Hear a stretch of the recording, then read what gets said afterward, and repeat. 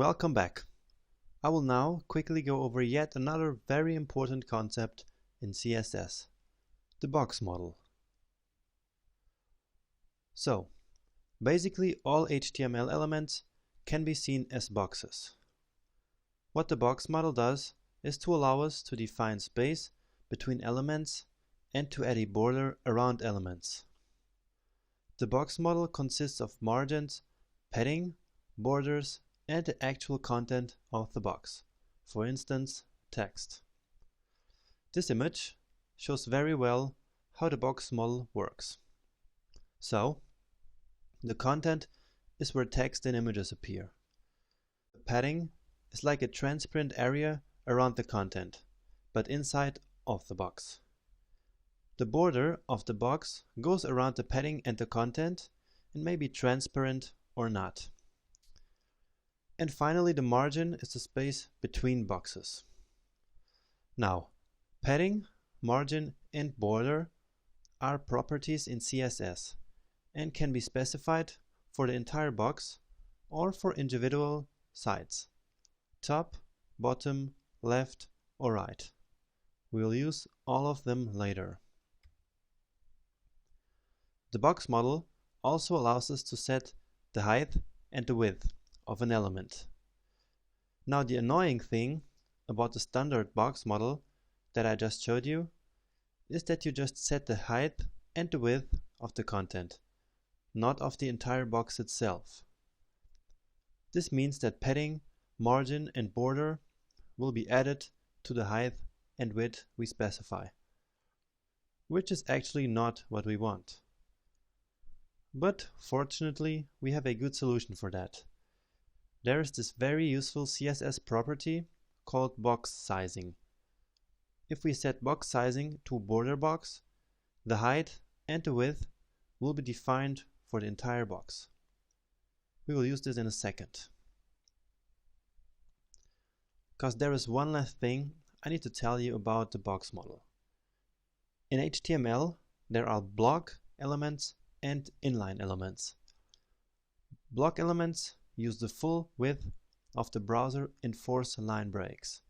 Headings and paragraphs are examples of block elements. And inline elements don't do any of that. For instance, images, links, strong and EM elements are all inline elements. What's important about them is that you can neither set their height or their width. But enough with theory lectures. Let's get our hands dirty with what we just learned and get back to brackets. As you can see on our web page, here in Google Chrome, there are already some margins between elements. For example, this one here and this one, it's all full of margins already.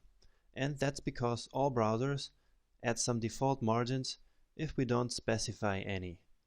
So let's start by remove the default values. And to do that, we create some rules that will affect all elements on our web page using the asterisk selector, which goes like this. So we just type this. Now all elements are affected.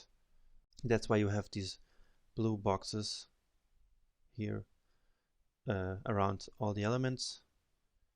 This is a way of brackets showing us that all these elements are affected by this selector.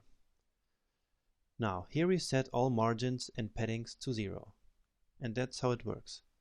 Just write margin 0 and also padding 0. So you see all the margins completely disappeared. Now, do you remember the box sizing property? We want to set it to border box for all elements, and this is the right place to do exactly that. So, just write box sizing and then choose border box. Save it, and alright. So no margins and no paddings anymore.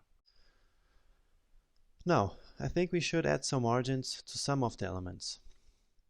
First, I would say that the main heading needs some margin, right? This main heading right here. So remember, margin is the white space between boxes. We want some margin between these two headings, the H1 and the H2 heading. So we add a margin bottom to the H1 element. So remember, I said we could specify the margins to all the sides of an element.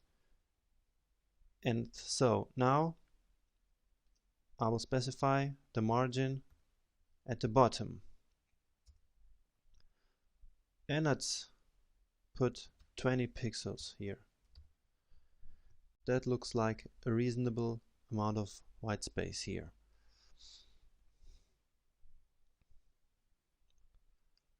And now the same thing for the secondary headings, because I also don't like that there's no space between the H2 element and the paragraphs.